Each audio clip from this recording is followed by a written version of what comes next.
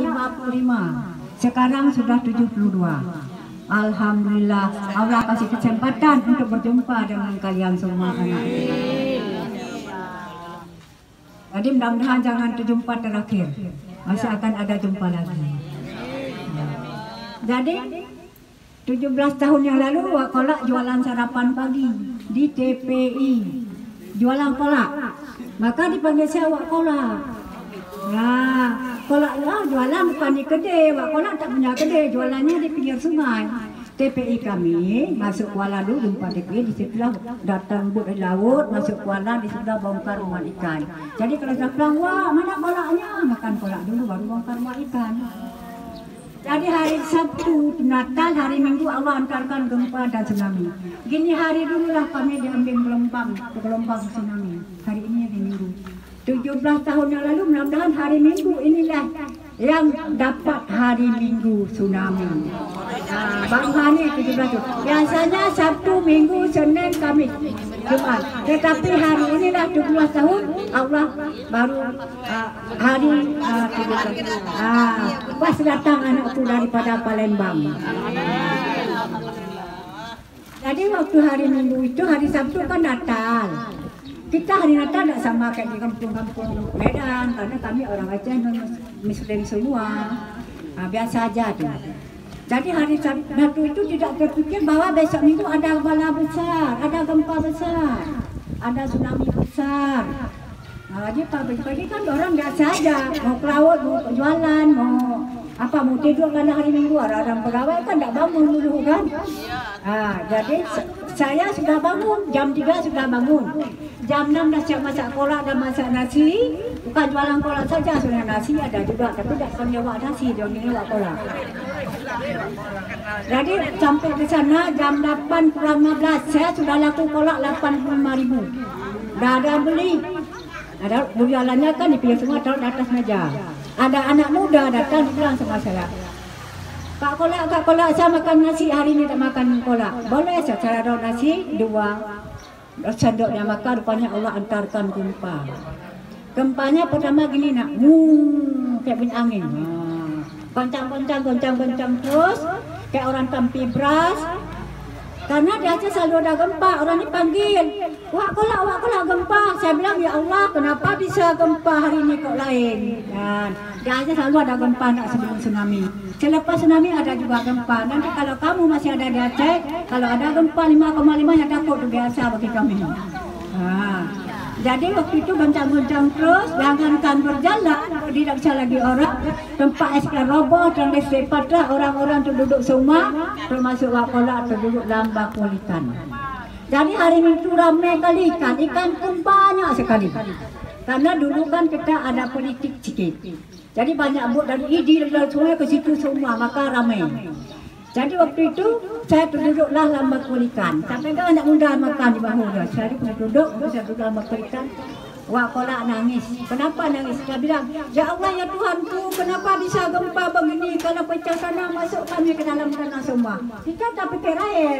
Kalau gempa pasti pikir pecah sana kan? Tidak ada terpikir air. Tak terbayang bahwa kan ada air. Rupanya nak kita orang Muslim kan zikir kan. La ilaha illallah, la ilaha. Ada juga yang azan. Allahu Akbar, Allahu Akbar. Wak Kolak tanya, ya Allah ya Tuhanku, saya bilang gempa besar itu. Yang azan ada, zikir ada, kenapa gempa tak berhenti-berhenti ya Allah? Apakah hari ini kiamat? Kalau bukan kiamat ya Allah, apa doa saya baca hari ini dah berhenti gempa? Rupanya anak kayak ada ilham. Kamu baca Al-Fatihah, Al-Fatihah ada doanya di dalam, betul kan? Ada doanya. Di mana doanya? Waktu saya baca iya kana budu wa iya kana astaghin. Situlah Wak Kolak menjerit. Kepadamu ku menyembah ya Allah, kepadamu saya bisa berhentikan gempa. Saya tepuk-tepuk tanam tapi gempa. Rupanya lebih kurang berapa saya baca Al-Fatihah berhenti gempa. Lama gempa 8 menit. 8 menit digoncang-goncang. Besar gempa kata orang ini 9,3. Lepas itu Wak Kolak pulang. Kenapa pulang di sana pada roboh semua? Saya pikir masa sudah hilang, sudah hancur. Yang punya rumah ini Abbasiyah ini, dia hari Minggu kan tak sekolah. Anak dia, anak saya, dia duduk di jalan semua. Karena baru lebih gempa keluar kita. Jadi waktu itu sebentar saya pulang ditanya sama Abbasiyah, Wak dah pulang ya, kolaknya bagaimana? Aceh dulu bergaduh nak. Aceh masalah politik lah bergaduh dulu kan. Bom menyebut. Kata tetangga saya, orang tentara perang saja kerjanya, orang bertempat besar perang juga. Saya jawab tiap hari kita bom tu apa, pikirkan lagi itu. Rupanya kan, lepas bunyi bom sunyi kayak orang hening, baliklah saya ke pelabuhan. Saya bilang abah lepas bom kenapa? Sunyinya lain, kok senyap lainnya, kayak orang hening, kayak ada kesedihan mendalam bagi saya. Baliklah saya ke pelabuhan, saya bilang, oh kalau jam dia jualan, sudah mak pulang bagi-bagi saja, maka rame-rame kali jualan masih banyak. Rupanya yang meledak tadi bukan bom, air. Kalau nak balik ke pelabuhan, saya ada situ ada kakek ini selalu cuci piring saya bilang dia kek ambil di sungai kita cuci piring pulang. Saya ambil piring, kutek piring. Pulang bot di laut masuk kuala, masuk muara. Bot di depan, air di belakang. Nah, kan dah masuk kuala. Botnya dalam bot ni panggil, ya laut, air laut naik, katanya air laut naik. Saya lagi nunduk ambil piring, saya bangun, saya lihat, terkejut saya. Masya Allah, mati saya hari ini. Kenapa nak kaget ayatnya dua gelombang besar. Gelombang pertama berjalan antara sungai dengan darat rata. Paham kan? Di belakangnya begini bergulung. Ada tanggul kiri kanan, ada batang cemara, tidak nampak ujungnya lagi. Di situ bunyi basah bunyinya hitam. Situlah kalau aku Masya Allah, mati saya. Situlah saya gamang sekejap, gamang saya sebentar. Ia macam kayak gini kan. Orang panggil saya, wah kolak lari wak. Dalam hati saya, untuk apa lari pasti mati. Situlah wak kolak pasrah. Saya ambil tangan sampai sekarang masih ingat saya, hari inilah hari tsunami, terjadi 2 tahun yang lalu. Saya angkat tangan, saya bilang, ya Allah, ya Tuhanku. Saya tidak sanggup lari, ya Allah. Saya berenang pun tak bisa, ya Allah, karena saya tak pandai berenang. Kalau memang hari ini ayah saya minta dalam kalimahmu, ya Allah. Saya ambil tangan, saya taruhlah di dada, siap mati nak. Berzikir saya berulang-ulang, la ilaha illallah, saya berzikir.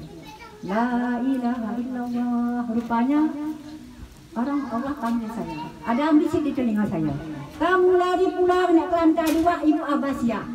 Lantai 2 rumah ini. Kamu lari pula nak ke lantai 2 Abasia, ajak punya rumah, ajak tetangga, anak-anak bawa ke atas semua. Padahal di tempat saya jualan, di depan saya ada toko, warung kopi. Ada lantai 2 juga, tetapi Allah tunjukkan ke sini. Saya waktu itu dipanggil, dibilang terus pulang, tak pulang juga. Berdikir terus, banyak ditepuk di bahu. Ditepuk. Kaget kita kan? Aku cakap orang dah ada, ya Allah, orang pada lari semua. Kenapa saya tak lari? Di sebelah saya balik area lari, saya di depan, ayah di belakang. Orang pada lari semua rupanya sudah kumpul di pintu gerbang. Karena TP kami di pagar beton. 2 pintu, satu kecil, satu besar. Di situ dah ada mobil gerobak. Sudah ada becak dayung, ranjang kiri kanan bawah Honda itu kan. Di situlah dah ramai nak berdesak-desakan persis ke kiamat. Ditabrak, dilanggar, tak ambil lagi orang. Tak ada ambil lagi, karena air terus bergulung bunyi di belakang. Saya pun kalau mana bisa saya keluar dari situ, larilah ke jalan. Jatuhkan sarung, jatuh sandal, saya lepas semua. Dalam hati saya, ya Allah, ya Tuhanku, sampai ke mana di belakang. Yang lihat ke belakang, nanti kamu tak sanggup lari lagi. Lari terus sampai masuk ke situ, saya panggil. Iya laut, air laut naik, saya bilang kan. Air laut naik, katanya. Air laut naik. Orang bilang sama saya, wak kolak sudah gila. Karena memang saya bersih gila, orang gila. Muka sudah seram, kain sarung tak ada lagi. Sandal tak ada lagi. Masuk ke lorong ni panggil Abasia ni. Abasia ni kelantai di bawah ni best. Anak-anak kata semua best. Entah dengar tak dengar. Orang pokoknya saya dah panggil. Saya juga masuk. Saya anak sendiri tak tahu pegang. Anak saya dipanggil sama anak ibu Abasia. Saya Agi pegang. Yuk kamu tak naik. Siapa dah pegang lagi? Lari dah kalau saya masuk ke rumah dia. Pintu masuk pintu. Bom, datang air pinggang yang dikejar tadi. Anak saya tidak saya lari. Dia lihat saya lari. Dia bilang, Mama. Karena saya di belakang air digulung. Naiklah ke lantai 2. Adik ibu Abasia lagi berjalan. Dia sudah segini air juga. Saya bilang, saya pikir dia masuk kamar. Saya masuk kamar lagi, kita cepat ke atas. Yang dia apa-apa lagi. Naiklah ke lantai 2. Saya karena capek lari, bersandar di dinding. Saya gini bersandar, la ilaha illallah. Lepas itu, wah, datang air. Akhirnya ulah dicari orang. Sebentar separas leher di atas. Situlah kami sudah pasrah dan minta maaf. Rupanya Allah berkehendak, wah datang kapal. Kami tak lihat kapal karena kami dalam bilik. Jadi kapal ini ada Sijol. Sijol itu istrinya kerja sama Ibu Abbasiyah. Waktu gempa dia lihat anak di situ tapi tidak pergi dulu. Dia dibawa naik ke atas dan pasang. Dilihatlah kapal dari sana, kapalnya berlabuh. Lalu putar balik di situ ada petang kayu besar dilanggar tercubur. Jambang ambil gelombang baru buang ke situ. Jadi kami datang ini tidak kena. Aku pas masuk kapal. Alhamdulillah hampir kena kami buang. Alhamdulillah tak kena. Baru dipanggil anak saya. Mahdani keluar, buatnya datang. Katanya buatnya datang. Kami alhamdulillah bantuan sudah datang, naiklah ke atas kapal. Kami pikir kapal bantuan, rupanya kapal kosong. Naiklah ke atas kapal. Inilah kapalnya. Dulu naik kolak di atas kapal, sekarang dah turun. Atas kapal. Alhamdulillah. Jadi ini turunnya di tempat lain. Tidak ada situ juga.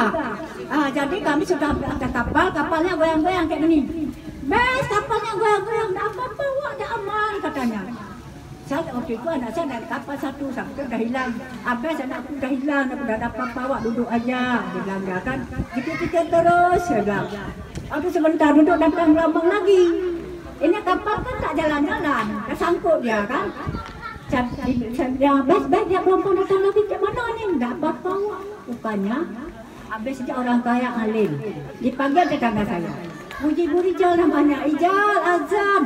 Dazal Allah Akbar, gelombangnya surut pecah balik ke laut. Datang lagi Dazal balik lagi.